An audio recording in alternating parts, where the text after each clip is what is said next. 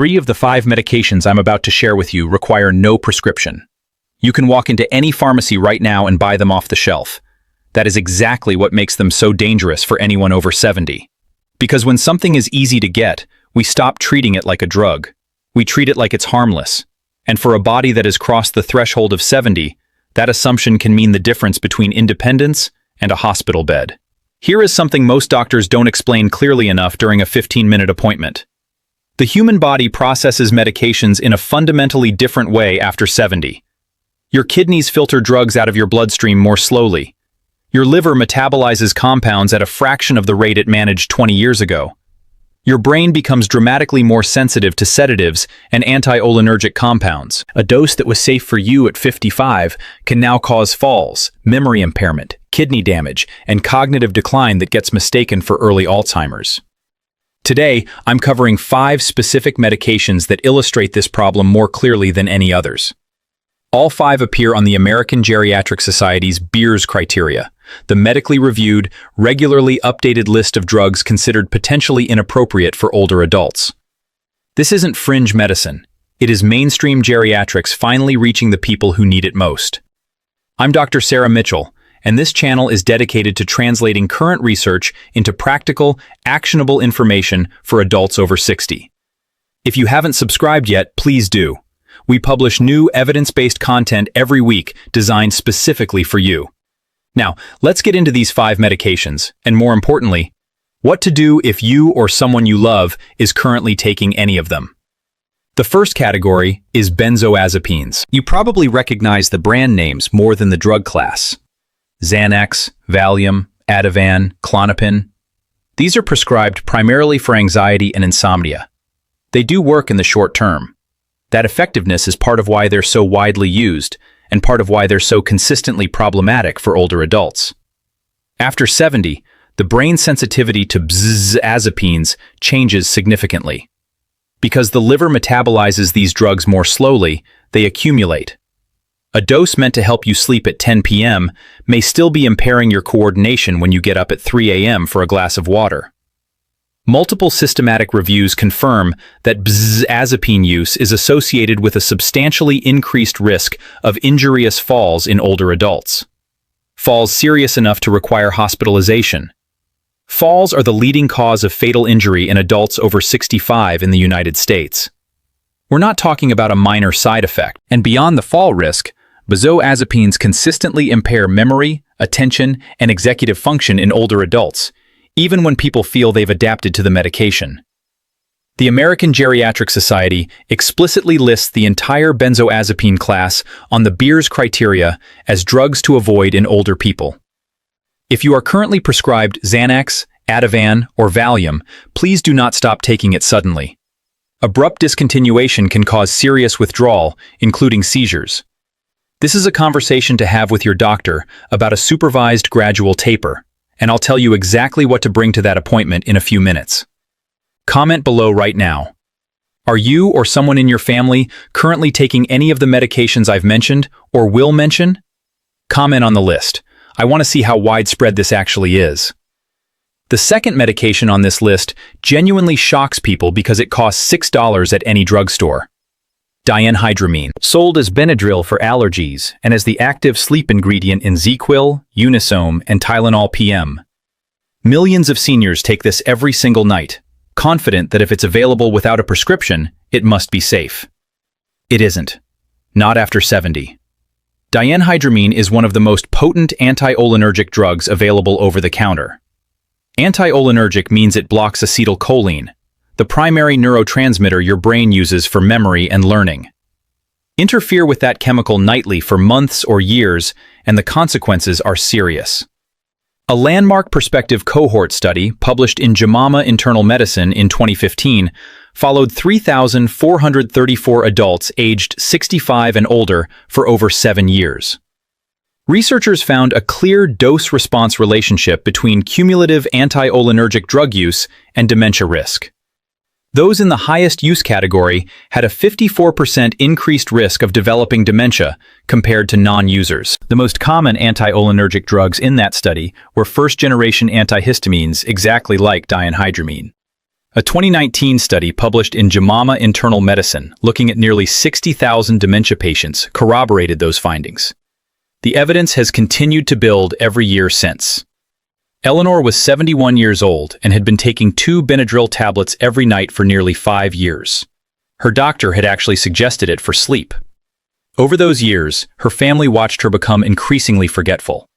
Repeated questions, confusion in familiar places, lost words mid-sentence. A new geriatrician reviewed her medication list and flagged the diphenhydramine immediately. Over the following 7 months after she stopped taking it under medical guidance, Eleanor's cognitive test scores stabilized and partially improved. Her daughter told me it felt like getting a piece of her mother back. The change was noticeable. The next medication is one that tens of millions of seniors reach for the moment their knees or back flare. And the kidney damage it causes develops silently, without a single symptom, until it's already advanced. Stay with me. The third medication is ibuprofen, and the Proxen sold as Advil, Motrin, and Ali. These non-steroidal anti-inflammatory drugs are the first response to pain in most households. For occasional use in younger adults, they're generally manageable. For regular use in adults over 70, the risk profile changes entirely. Your kidneys are responsible for filtering these drugs from your bloodstream. After 70, kidney function has typically declined by 40 to 50% compared to young adulthood. When ibuprofen circulates in a body with already reduced kidney function, it lingers much longer, hits much harder, and progressively damages the tissue responsible for clearing it. The 2023 update to the American Geriatric Society Beers criteria specifically reinforced the need for renal function-based dose adjustments for NSAIDs. Recognizing how frequently this class causes acute kidney injury in older adults, the gastrointestinal risk is equally serious. The stomach lining becomes more fragile with age, and NSAIDs directly impair its protective barrier. According to the NIH, older adults who use NSAIDs regularly are 3 to 5 times more likely to develop a serious gastrointestinal bleed than younger users. And those bleeds are far more dangerous in someone over 70. For anyone with heart disease or high blood pressure, NSAIDs additionally raise blood pressure and increase fluid retention, elevating heart failure risk. This is the trifecta that makes ibuprofen and naproxen particularly dangerous as a daily or near-daily habit after 70. Tell me in the comments, do you currently use ibuprofen or naproxen for pain? Comment yes or no below, because I'm going to tell you what works better for senior joint pain without any of these risks. Coming up shortly, the fourth medication is prescribed to roughly 10 million Americans annually for sleep. Zolpidem, sold as Ambient. The FDA issued a specific safety communication about this drug and older adults, noting that elderly patients can have far higher blood concentrations of Zolpidem the morning after taking it compared to younger users taking the same dose. This means they're still pharmacologically sedated when they wake up without knowing it. They feel like themselves. They don't feel drugged, but their coordination and reaction time are compromised. Research consistently finds that Zolpidem use is associated with nearly twice the risk of hip fracture in older adults. Hip fractures in adults over 70 carry a 1-year mortality rate of 20 to 30%. That means up to 3 in 10 seniors who break a hip may not survive to the following year, often due to complications like blood clots or pneumonia during recovery. And there's an additional problem. Zolpidem suppresses the deep restorative stages of sleep while increasing lighter sleep stages. So you fall asleep faster, but you wake up less restored, which drives continued use, higher doses, and dependency. It solves nothing. It just changes the shape of the problem. The fifth medication surprises more people than any other on this list. Proton pump inhibitors. Omeprazole, Priloc, Nexium, Previzid. These are among the most widely prescribed drugs in the world, and for short-term use, 4 to 8 weeks, they're appropriate and effective for acid reflux and stomach ulcers. The problem is that most seniors aren't taking them for 8 weeks. They've been on them for years, sometimes decades, without any reassessment. Long-term PPI use after 70 quietly depletes 2 critical nutrients. First, vitamin B12. Your stomach acid is essential for absorbing B12 from food. Suppress that acid for years, and B12 absorption drops sharply. Research published in JAMA found that long-term PPI use was associated with a 65% higher risk of B12 deficiency. In seniors, severe B12 deficiency causes peripheral neuropathy, the tingling and numbness in hands and feet, as well as cognitive decline that mimics dementia. Second, magnesium. The FDA issued a specific safety communication warning about hypomagnesemia, meaning dangerously low magnesium, in long-term PPI users. Low magnesium affects heart rhythm and nerve signaling in ways that compound other cardiac and neurological risks in older adults. Robert was 76. He had been on omeprazole for 9 years, originally prescribed for an ulcer that had resolved long before. He'd been living with severe foot numbness and what his family called a fog he couldn't shake. His B12 came back critically low. His geriatrician tapered him off the PPI over 8 weeks, started aggressive B12 replacement therapy, and shifted his reflux management to dietary changes and a safer alternative medication. 4 months later, the neurological symptoms were clearly improving. 9 years of a prescription that was no longer necessary, caught with one thorough medication review. Here is exactly what to do after watching this. First, write down every medication you take, prescription and over-the-counter. Yes, include Benadryl, the Advil, the Prilock. Over-the-counter does not mean safety. Second, bring that list to your doctor and ask specifically for a geriatric medication review, requesting evaluation against the American Geriatric Society Beers criteria, BERS. Those exact words will be immediately recognized. Third, for pain, ask your doctor about acetaminophen as a first-line alternative. It is significantly safer for kidneys and the GI tract in seniors at the correct dose. No more than 3,000 milligrams total per day for adults over 65. Fourth, for sleep, ask for a referral to cognitive behavioral therapy for insomnia, known as CBTI.